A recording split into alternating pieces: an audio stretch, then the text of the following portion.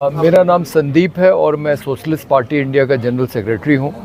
ये जब लड़ाई हुई तो शाहिद सलीम साहब हमारे नेशनल कमेटी के मेंबर हैं। अच्छा, एक माइक नीचे गिरा है, ज़रा देख लीजिएगा। तो उन्होंने मुझसे ये पूछा कि भाई पहलगाम पे हमला हुआ, उसमें ठीक है 25 लोग बाहर के मरे, एक स्थानीय आदमी भी मरा।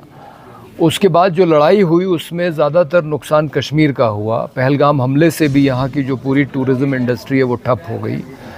लड़ाई में तो यहाँ ज़्यादा लोग मरे ही, लेकिन फिर जब सीज़ फायर हुआ तो उसके बाद प्रधानमंत्री की स्पीच में भी जम्मू कश्मीर का कोई जिक्र नहीं है। तो वो पाकिस्तान को ही धमकियाँ दे रहे हैं और सफाई दे रहे हैं कि डोनाल्ड ट्रंप ने सीज़ फायर नहीं कराया।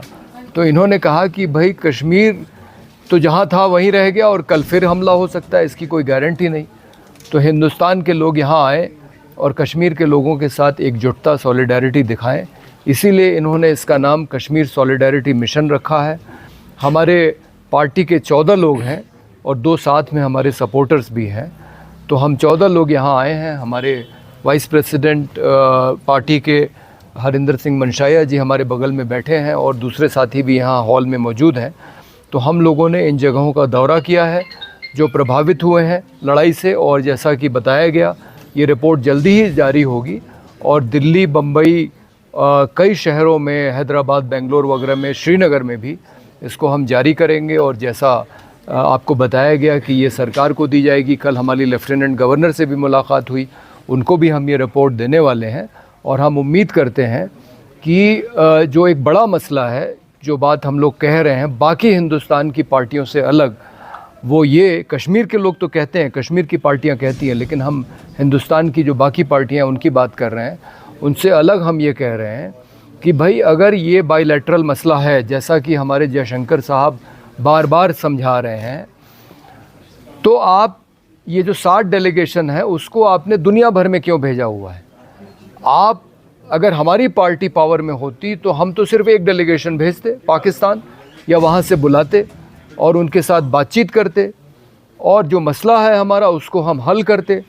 और कोशिश हमारी ये है कि लड़ाई नहीं होनी चाहिए। इसके लिए हम एक और बात कह रहे हैं कि जैसे आपने चीन के साथ समझौता किया हुआ है कि चीन की सीमा पे कोई गोली नहीं चलेगी, कोई तोप नहीं चलेगी, कोई शेलिंग नहीं होगी, वहाँ कभी कोई नहीं मरता। गलवान की जो घटना है वो एक अपवाद है।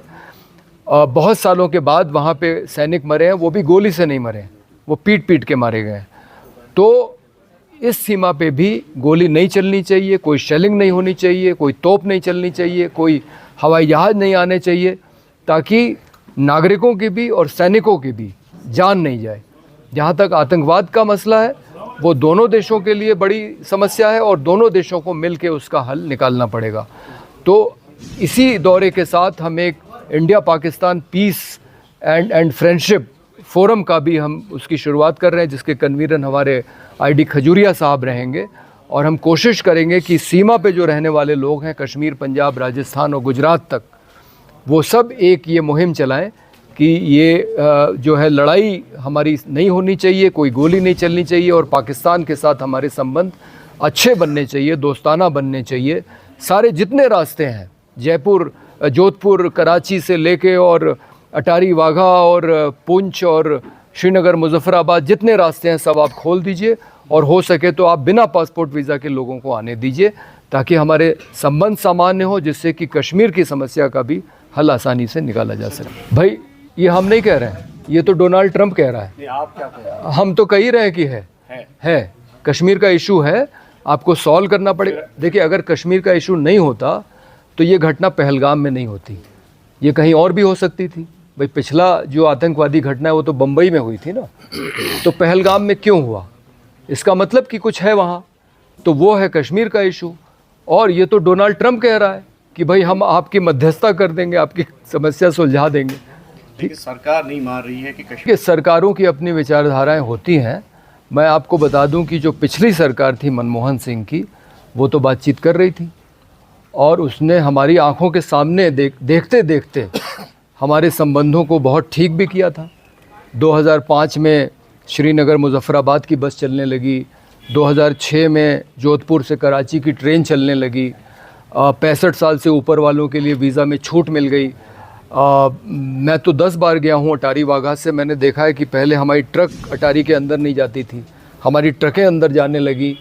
तो ये जो रिश्ता सामान्य हुआ था, इसकी वजह से आप देखिए कि 2008 के बाद मनमोहन सिंह के कार्यकाल में कोई आतंकवादी घटना नहीं हुई। और हमारा मानना है कि आप संबंध सामान्य करेंगे तभी इस समस्या का कोई हल निकलेगा। समस्या है, मसला है, उस पर आपको बातचीत करनी पड़ेगी। देखिए, हम तो हमारी पार्टी के में अभी यहाँ सिर्फ 2 लोग हैं, शाहिद सलीम हैं और मंजूर लोन साहब हैं। अभी हमारी पार्टी का यहाँ कोई ऐसा इंफ्रास्ट्रक्चर नहीं है, हमारा कोई ऑफिस नहीं है कि हम खुद करते। तो हमने आपकी मदद ली, और इसलिए भी मदद ली क्योंकि हमारे ख्याल मिलते हैं एक दूसरे से कि ये यहाँ आए और इन्होंने हमको इज्जत बख्शी, क्योंकि ये वो लोग हैं जो बजाते खुद हर किसी जगह पे पहुँचे जहाँ गोला गिरा है, जहाँ फायरिंग हुई है, जहाँ बच्चे गुजर गए हैं, जहाँ बड़े बुजुर्ग गुजर गए हैं, और बेदर्द दर्दमंदाना जो ये मनाजिर हैं इस जंग के, ये फर्स्ट हैंड देख के आए हैं। चाहे वो जम्मू डिवीज़न में है, हमारे पुंछ एरिया में है, राजौरी में है, या कश्मीर डिवीज़न में है, they have seen it themselves. So ये बात एक रिपोर्ट में, ये अब इसको कंप्रेहेंसिव एक रिपोर्ट बनाने जा रहे हैं, और उसका बहुत ही अच्छा एक जो सुझाव है दैट कश्मीर वांट्स पीस। और ये सिर्फ कश्मीर की बात नहीं है, इसमें आप देखेंगे हमारे पंजाब से डेलीगेशन है, आपके महाराष्ट्र से हैं लोग, आपके यूपी से हैं लोग, आपके दिल्ली से हैं, बेंगलोर से हैं। सो वो क्या कह रहे हैं, वो खुद ये देख के आए हैं, और उनकी जो रिपोर्ट होगी, ने ये फैसला किया कि ये जो रिपोर्ट आप गवर्नमेंट को देंगे, कल आप साथ मिले हैं, हम ये भी देखेंगे कि ये कितनी जल्दी उस पर कार्रवाई हो। जैसे इनने अभी कहा कि कॉम्पनसेशन मिला है, 6 लाख रुपया देंगे जी, एक जो जिसका जानी नुकसान हो, जिसका बच्चा चला गया हो। क्या 6 लाख रुपए एक बच्चे की कीमत है? या 1,30,000 रुपये जो ये कह रहे हैं जी कॉम्पनसेशन देके मकान बनाने की, क्या वो कीमत है? इसका सद्भाव ढूंढना पड़ेगा कि ये चीज़ें ना हो, सिविलियन ना मरे, क्योंकि अगर मरता है कोई इस कॉन्फ्लिक्ट की वजह से, that is the Kashmiri on this side, Jammu Kashmir का बाशिंदा, चाहे वो किसी भी रिलीजन से ताल्लुक़ रखता हो, इधर भी और पार भी। उसी तरह पंजाब के जो बॉर्डर्स एरिया में है, यहाँ वाले पंजाब के भी लोग और पार वाले पंजाब के भी लोग, they are the principal sufferers of this conflict.